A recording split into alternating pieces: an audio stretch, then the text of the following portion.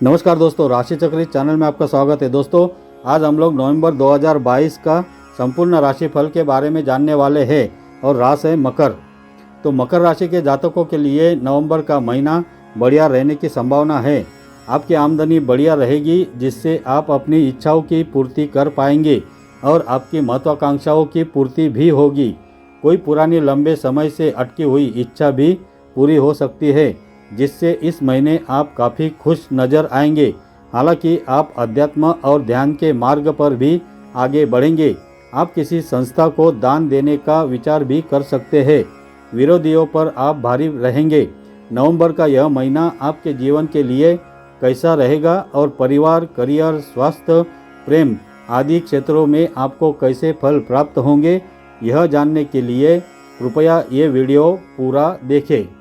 तो करियर के दृष्टिकोण से यह महीना आपको अनुकूल रहने की संभावना है। दशम भाव में शुक्र, बुध, सूर्य और केतु की उपस्थिति रहेगी और शनिदेव का प्रभाव भी रहेगा। इस सब के परिणाम स्वरूप कार्य क्षेत्र में आपके पास काम का दबाव रहेगा और एक से ज़्यादा काम आपको एक समय में करने पड़ सकते हैं, लेकिन इससे बिल्कुल भी हताश निराश ना हो। आपके अंदर काबिलियत है, इसलिए आपको यह सब मिलेगा। इससे आपकी कार्यकुशलता भी बढ़ेगी और आपको खुद पर भरोसा बढ़ेगा, जिससे आपका मनोबल ऊंचा होगा और यही स्थिति आपको कार्यक्षेत्र में मजबूत स्थिति में लाकर खड़ा कर देगी। 13 नवंबर को वक्री मंगल के पंचम भाव में आने के बाद आपको कार्यक्षेत्र में बदलाव का असर भी मिल सकता है। यदि आप काफ़ी लंबे समय से नौकरी बदलने का प्रयास कर रहे थे, तो इस दौरान आपको नौकरी बदलने में अच्छी सफलता प्राप्त हो सकती है। नई नौकरी में भी कुछ चुनौतियां आपके सामने रहेगी, फिर भी आप अपनी काबिलियत के दम पर चुनौतियों को पीछे छोड़कर करियर में आगे बढ़ेंगे।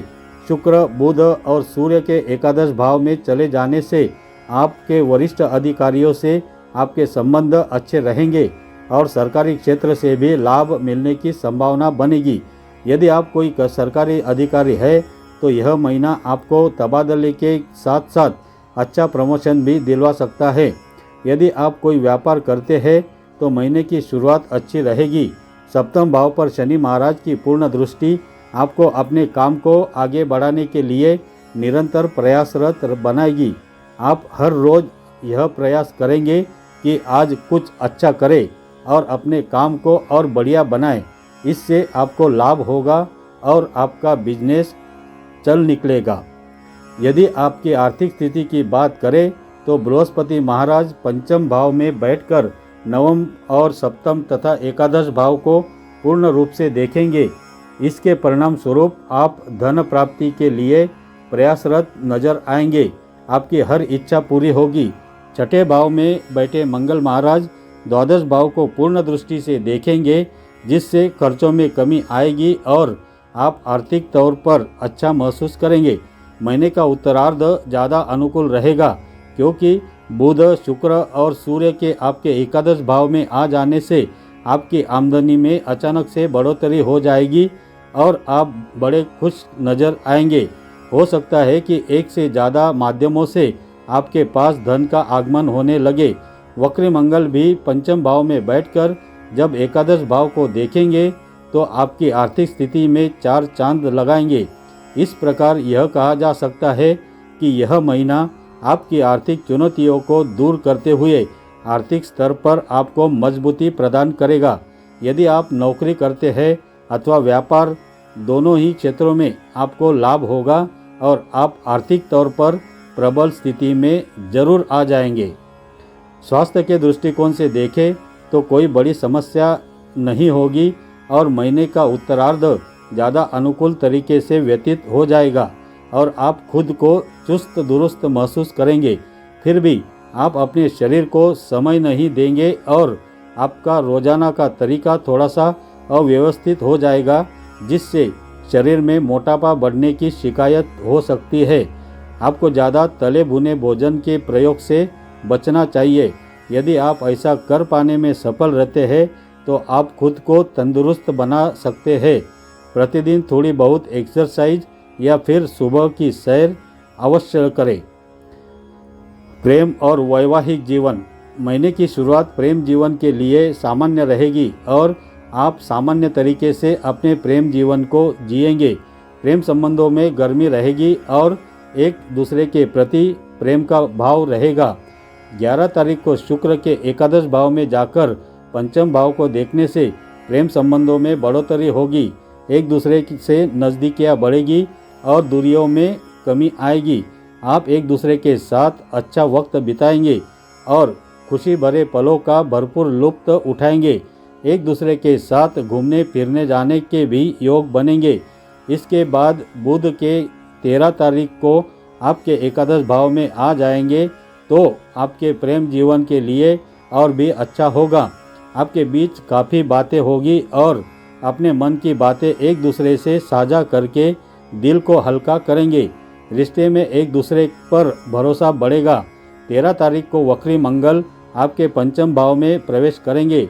इसके परिणाम स्वरूप आपके रिश्ते में तनातनी बढ़ेगी। इसलिए आपको थोड़ी सी सावधानी रखनी चाहिए और वाद विवाद से दूर रहना चाहिए। काम का दबाव भी रहेगा। सूर्य देव भी एकादश भाव में आकर पंचम भाव को देखेंगे, जिससे महीने का उत्तरार्ध प्रेम जीवन में थोड़ी बहुत मानसिक तनाव बढ़ा सकता है।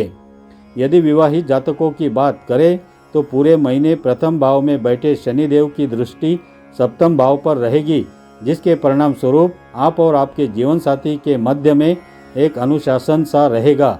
आप दोनों एक दूसरे को महत्व देंगे और एक दूसरे की भावनाओं को समझेंगे।